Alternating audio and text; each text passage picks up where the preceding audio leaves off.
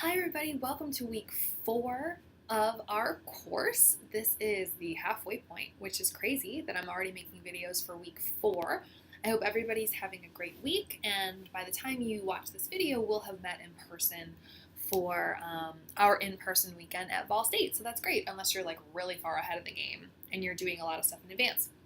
So I wanted to talk very quickly about chapter 2 in the Methods Matter book. So something I wanted to mention at the outset is that I am not really a theory person. Theory is not my bailiwick. Give me a data set and give me some regressions to run any day. But I do think that having some kind of awareness of the theoretical frameworks and the theory that really undergird a lot of the work that we do as education researchers is really important. And for those of you who are thinking about pursuing the ETSU EDD or pursuing some kind of doctoral work at some point, you can't write a dissertation without a theory chapter. So as much as I don't like it, and many people who are more quantitatively minded don't really get excited about it, it's super important to understand, and it's super important to recognize. I have flashbacks to when I was writing my dissertation, and one of my committee members would just keep harping on the theory. You need more theory, and it just drove me bonkers. So I do not wish that for any of you who are thinking of doing a doctoral program moving forward. So just a couple quick things about chapter 2. In this book, I think some of the frameworks that are mentioned very explicitly by the authors are actually some of the really important ones to think about as we think about the work that we do in general as ed researchers, but the work that happens day to day on a community college campus, or any campus, but most of us are affiliated with community colleges. So we talk so much in Tennessee about the need to align higher education with the workforce, and really thinking about the labor markets and employment and unemployment as intersecting very explicitly with higher education. What type of skills are you gaining? What type of credentials are you gaining?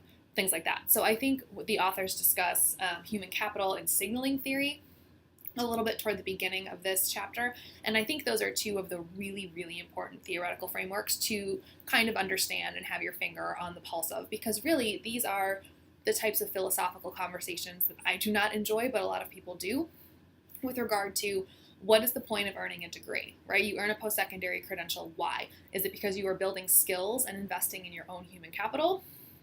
Is it because a degree serves as a signal that you have had some kind of training or that you have some kind of skills?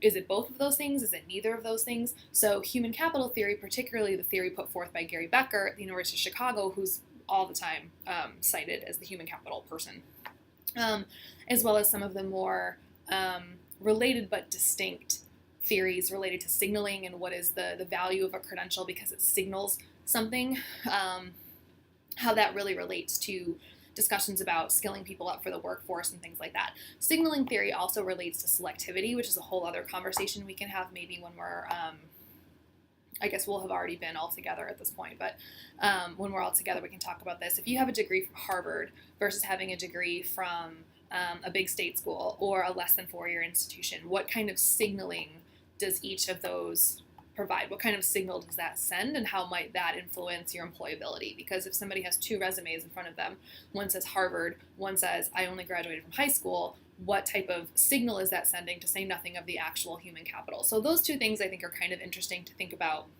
a little bit in tandem, the signal and the actual skills. So that was kind of what I wanted to say about that. I think the idea of the general and the partial equilibrium theories is interesting.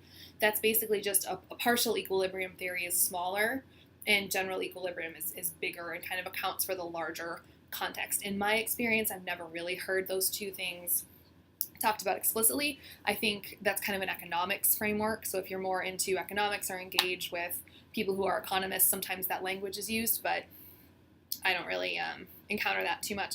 The only other theoretical framework I would bring your attention to, and I don't think this is mentioned in the Murnane and Willett text, relates very much to a lot of what is going on in Tennessee these days, and that is college choice theory. So the first example that comes to my mind is Tennessee Promise.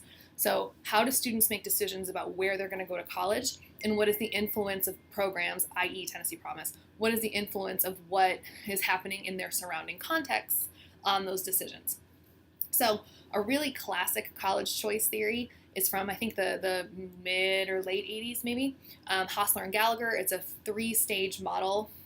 We'll talk about this when we're together, of college going, the information searching, and the actual decision making in like a 3-block process: your predisposition, your search, and then your actual choice. 1, 2, 3. That was featured in my dissertation, and you can see how much I've like blocked all of that from my mind that I couldn't remember the 3 blocks. But that's just kind of a classic college choice theory. Another one that's really interesting is the work of Laura Perna, who's a professor at the University of Pennsylvania. She has a very interesting theory of college choice that's like a lot of concentric circles, and it kind of applies to the example that I just gave. So how do you make your college going choices when you are nested in this environment, some of which is policy oriented, some of it is what's going on in your high school.